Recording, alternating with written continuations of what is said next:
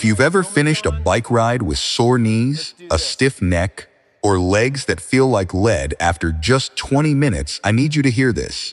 It's probably not your fitness, it's not your age, and it's not because cycling is just hard. In the next few minutes, I'm going to show you 7 small mistakes almost every beginner cyclist makes. Mistakes that quietly drain your energy before you even hit the first hill. Fix even 2 or 3 of these, and you could feel the difference on your very next ride. Cycling looks simple. You get on, you pedal, you go. But the truth is, the human body was never designed to sit on a narrow saddle and push pedals in perfect circles for an hour at a time. Every part of that motion has to be learned, and most beginners never get taught the basics because nobody hands you a manual when you buy a bike. Instead, you figure it out by trial and error, which usually means a lot more error than trial.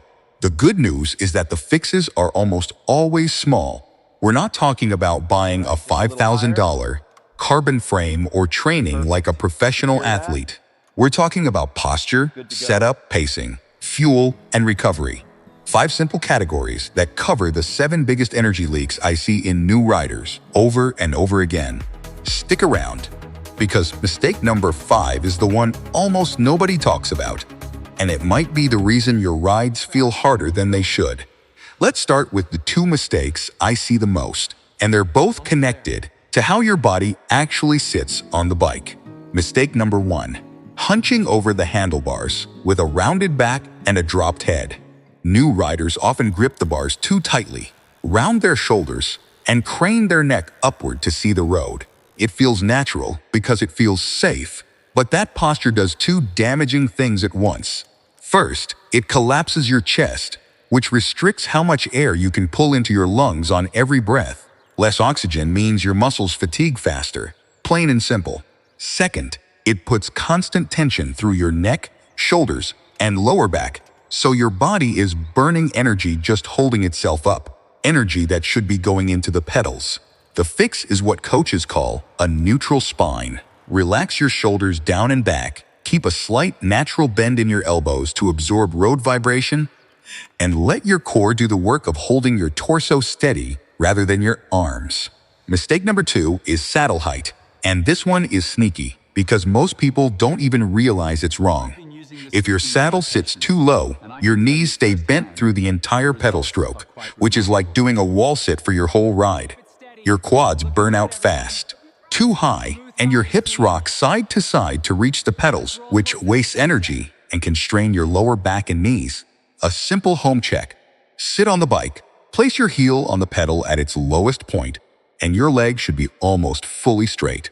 When you clip in properly with the ball of your foot, you'll have that ideal slight bend of about 25 to 35 degrees at the bottom of the stroke.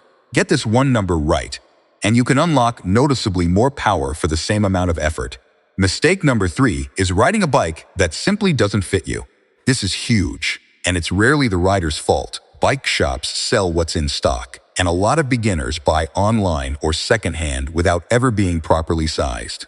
A frame that's too large forces you to overreach for the handlebars, stretching your lower back into a strained position for the entire ride. A frame that's too small cramps your knees and can cause them to hit your handlebars on tight turns.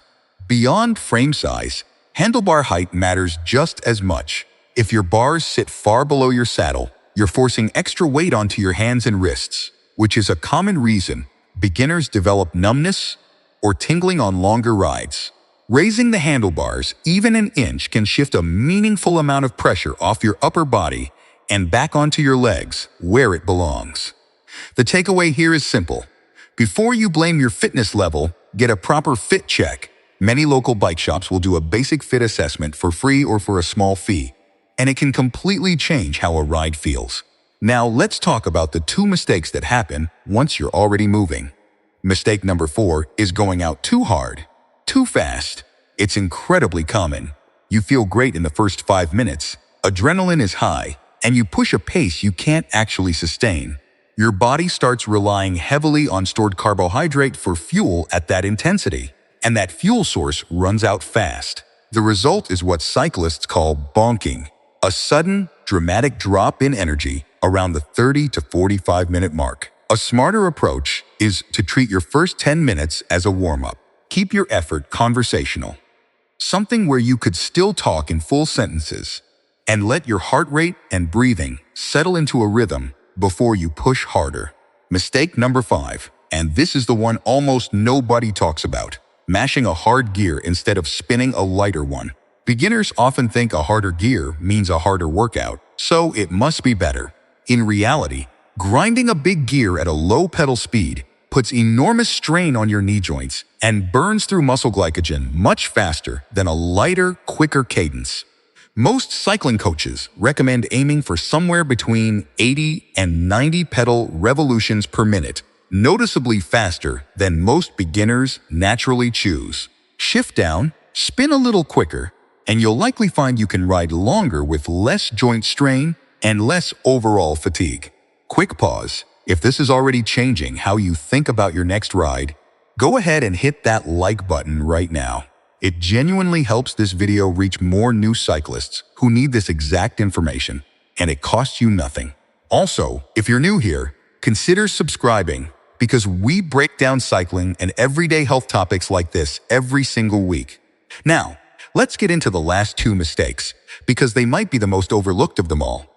Mistake number 6 is ignoring fuel and fluids until it's too late. A lot of beginners treat a bike ride like a quick errand. They don't eat beforehand, they don't bring water, and they figure they'll just push through it. The problem is that your body doesn't run on willpower. It runs on glucose and hydration. Even mild dehydration, as little as 2% of your body weight in fluid loss, has been shown to noticeably reduce endurance performance and increase perceived effort. That means the ride starts to feel harder than it actually is, purely because your body is underfueled. The fix doesn't need to be complicated. Eat a light carbohydrate-containing snack 30 to 60 minutes before a longer ride. Carry water even for shorter trips. And if you're riding for more than an hour, consider a simple snack like a banana or a handful of dried fruit along the way. Small, consistent fueling keeps your energy curve flat instead of letting it crash. And finally, mistake number 7, ignoring recovery and breathing technique. Beginners often ride hard every single time they get on the bike, without ever giving their body a lighter day to adapt and rebuild. Muscles actually get stronger during recovery, not during the ride itself. So skipping rest days can leave you chronically fatigued, which makes every future ride feel harder than it needs to. Alongside that, most new riders breathe shallowly, from the chest, especially when they're nervous or working hard. Shallow breathing limits oxygen delivery to your muscles at the exact moment you need it most. Practicing deeper, belly-driven breathing, in through the nose, out through the mouth, letting your stomach expand rather than just your chest, can measurably improve how efficiently your body uses oxygen while riding. Combine 1 or 2 easier recovery rides per week with better breathing habits, and most beginners notice they can ride longer, with more energy left at the end, within just a couple of weeks.